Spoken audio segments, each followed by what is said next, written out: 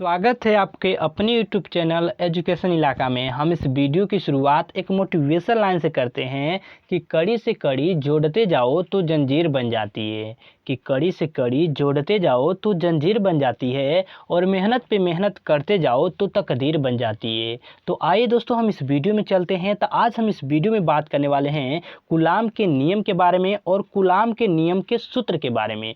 जी हाँ दोस्तों, जो कि बहुत ही महत्वपूर्ण प्रश्न है, परीक्षा में बहुत ही बार पूछा गया है। यदि आप यह जानना चाहते हैं कि कूलाम के नियम क्या होता है और कूलाम के नियम का सूत्र क्या होता है, तो इस वीडियो में अंत तक बने रहिए और इस वीडियो को लाइक और चैनल को सब्सक्राइब करके ऑल बेल आइकन प्रेस कर लीजिए ताकि मेरे सभी वीडियो का नोटिफिकेशन आपको मिलता रहे। तो चलिए दोस्तों, हम आपको बताते हैं कूलाम का नियम क्या होता है। यदि आपको कूलाम का नियम क्या होता है यह पता चल जा रहा है तो कूलाम के नियम का सूत्र भी आप बहुत ही आसान तरीके से पता कर लेंगे। तो सबसे पहले हम बात कर लेते हैं कूलाम के नियम के बारे में। अगर परीक्षा में कूलाम का नियम पूछे तो आप कूलाम का नियम हेडिंग डालिएगा और कूलाम के नियम में लिखिएगा कि इस नियम के अनुसार किन्हीं दो आवेशों के बीच, ठीक है दोस्तों, कितने आवेश है, तो आवेश को हम क्यू से प्रदर्शित करते हैं और आवेश इसमें आपके दो हैं, ठीक है दोस्तों। तो इस नियम के अनुसार यानी कि कूलाम के नियम के अनुसार किन्हीं दो आवेशों के बीच जो लगने वाला आकर्षण तथा प्रतिकर्षण बल है, ठीक है दोस्तों, जो लगने वाला आकर्षण बल तथा प्रतिकर्षण बल F है, ठीक है दोस्तों, उन दोनों आवेशों के गुणनफल के अनुक्रमानुपाती तथा, ठीक है दोस्तों, उन दोनों आवेशों के गुणनफल के अनुक्रमानुपाती तथा उन दोनों आवेशों के बीच की दूरी के, ठीक है दोस्तों, उन दोनों आवेशों के बीच की दूरी के वर्ग के व्युत्क्रमानुपाती होता है, ठीक है दोस्तों। देखिए मैं फिर से आपको बता देता हूं कि आप लिखिएगा कूलाम के नियम में कि इस नियम के अनुसार किन्हीं दो आवेशों के बीच लगने वाला आकर्षण तथा प्रतिकर्षण बल, ठीक है दोस्तों, इस नियम के अनुसार किन्हीं दो आवेशों के बीच लगने वाला आकर्षण तथा प्रतिकर्षण बल उन दोनों आवेशों के गुणनफल के अनुक्रमानुपाती होता है, ठीक है दोस्तों, उन दोनों आवेशों के गुणनफल के अनुक्रमानुपाती होता है तथा उन दोनों आवेशों के जो बीच की दूरी होती है उसके वर्ग के व्युत्क्रमानुपाती होता है, ठीक है दोस्तों। अब देखिए, अब कूलाम के नियम का सूत्र क्या होता है हम इसके बारे में जान लेते हैं, ठीक है दोस्तों। तो देखिए दोस्तों, मैंने आपको कहा था यदि आपको कूलाम का नियम क्या होता है यह पता है तो कूलाम के नियम का सूत्र भी आप पता कर लेंगे। तो हमने कूलाम का नियम क्या होता है इसके बारे में जान गए, ठीक है दोस्तों।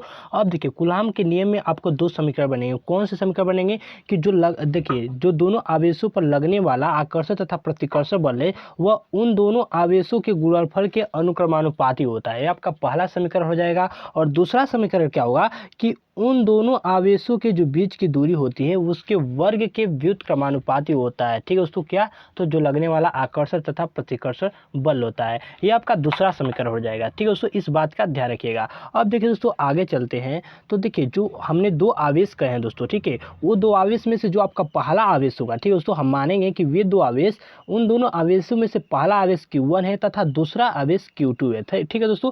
और उन दोनों आवेशों की जो बीच की दूरी है दोस्तों वो क्या है, तो स्मॉल r है, ठीक है दोस्तों, इस बात का ध्यान रखिएगा। अब चलिए दोस्तों आगे चलते हैं। तो हम चित्र के माध्यम से हम कूलाम के नियम का सूत्र ज्ञात करते हैं, ठीक है दोस्तों। तो देखिए हम क्या करते हैं इसमें, देखिए दोस्तों यहाँ पर देख सकते हैं कि यहाँ पर देखिए दो आवेश है, ये आपका पहला आवेश है और ये आपका दूसरा आवेश है, ठीक है दोस्तों। इससे हम क्या करेंगे कि कूलाम के नियम का सूत्र ज्ञात करेंगे, ठीक है दोस्तों। और इन दोनों आवेशों की जो बीच की दूरी है आप स्क्रीन पर देख सकते हैं कि स्मॉल r है, ठीक है दोस्तों। तो देखिए मैंने आपको कूलाम के नियम में क्या बताया था, आपका पहला समीकरण कि जो आवेशों पर लगने वाला आकर्षण तथा प्रतिकर्षण बल F है, ठीक है दोस्तों, क्या है, लगने वाला आकर्षण तथा प्रतिकर्षण बल है वह उन दोनों आवेशों के गुणनफल के अनुक्रमानुपाती होता है। तो हम यहाँ पर लिखेंगे दोस्तों कि उन दोनों आवेशों का गुणनफल लिखेंगे, यानी गुणनफल है कि Q1 इंटू Q2 के गुणनफल। देखिए इंटू का मतलब गुणनफल है, तो देखिए दोनों आवेशों को गुणनफल के क्या होता है, अनुक्रमानुपाती होता है। तो मैं यहाँ पर अनुक्रमानुपाती का चिन्ह लगा देता हूँ, ये आपका पहला समीकरण हो जाएगा। अब देखिए दूसरा समीकरण क्या क्या मैंने कहा था दोस्तों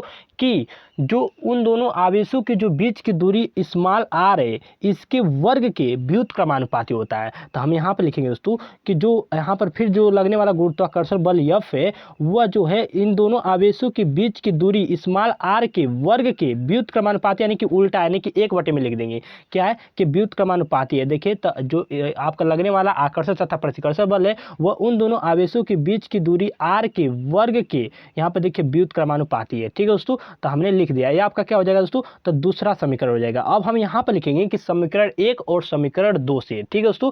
तो समीकरण 1 और 2 से देखेंगे तो यहाँ देखिए, यहाँ भी एफ के अनुक्रमानुपाती है और यहाँ भी एफ के अनुक्रमानुपाती है, तो हम सिंपली लिख देंगे एफ, और फिर देखिए इनका आपस में क्या हो जाएगा, गुणा हो जाएगा दोस्तों, ठीक है। जब गुणा करेंगे तो देखिए Q1 इंटू Q2 का गुणा आपका 1 में होगा, तो आपका क्या हो जाएगा, तो Q1 इंटू Q2 ही होगा। तो देखिए यहाँ पर अनुक्रमानुपाती दोनों में है, तो अनुक्रमानुपाती का चिन्ह लग जाएगा, और Q1 इंटू Q2 का गुणा 1 में होगा तो Q1 इंटू Q2 हो जाएगा, ठीक है दोस्तों। और बटे में जब आपका R का गुणा होगा, बटे में भी हम 1 मान सकते हैं, तो R स्क्वायर का गुणा जब 1 में होगा तो R स्क्वायर ही होगा, तो हम बटे में क्या लिख देंगे, R स्क्वायर लिख देंगे, ठीक है दोस्तों। तो मैं यहाँ पर बटे में R स्क्वायर लिख देता हूँ। और आप यह जानते होंगे दोस्तों, ठीक है, आप यह जानते होंगे जब भी अनुक्रमानुपाती का चिन्ह आता है तो एक नियतांक आता है, तो वह नियतांक क्या आता है दोस्तों, हम के भी मान सकते हैं, चाहे 1/4 पाई एप्सिलॉन नॉट भी मान सकते हैं। तो हम यहाँ से लिखेंगे कि लगने वाला आकर्षण तथा प्रतिकर्षण बल बराबर 1/4 पाई एप्सिलॉन नॉट, ठीक है दोस्तों, 1/4 pi epsilon not into Q1 into Q2, ठीक है दोस्तों, Q1 इंटू Q2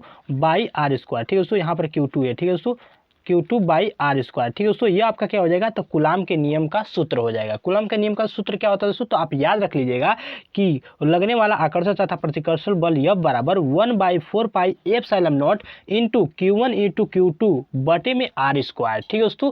जो आपका Q1 है वो पहला आपका आवेश है, जो Q2 है दूसरा आवेश है, जो R स्क्वायर है ये दोनों आवेशों के बीच की दूरी का वर्ग है, ठीक है दोस्तों। और देखिए दोस्तों, मैं आपको बता दे रहा हूँ कि आपको जो परीक्षा में प्रश्न आएगा उसमें आपका Q1 यानी कि पहला आवेश दे देगा, आवेश का मान दे देगा, और दूसरे आवेश का मान दे देगा, और इन दोनों आवेशों के बीच की दूरी का भी मान आपको दे दिया रहेगा। लेकिन अगर सेंटीमीटर में दिया रहेगा तो आप उसे मीटर में चेंज कर रखिएगा, ठीक है दोस्तों। और आपको बल ज्ञात करने के लिए कहेगा, ठीक है दोस्तों। और मैं आपको बता दे रहा हूँ दोस्तों, जो 1/4 पाई एप्सिलॉन नॉट है उसका मान क्या होता है, तो 1/4 पाई एप्सिलॉन नॉट का जो मान होता है 9 गुणे 10 के पावर 9 होता है, इस बात का ध्यान रखिएगा, ठीक है दोस्तों। और देखिए दोस्तों, और मैं आपको ये भी प्रश्न पूछता है, जो एप्सिलॉन नॉट है क्या है, तो वैद्युत की निर्वात की वैद्युशीलता है, ठीक है दोस्तों। और इसका मान कितना है दोस्तों, यानी कि एप्सिलॉन नॉट का मान कितना होता है, तो 8.85, ठीक है दोस्तों, 8.85 गुणे 10 के पावर -12 होता है, ठीक है दोस्तों, गुणे 10 की पावर -12 होता है, इस बात का ध्यान रखिएगा। और निर्वात की वैद्युशीलता यानी एप्सिलॉन नॉट का मात्रक भी आपसे पूछता है,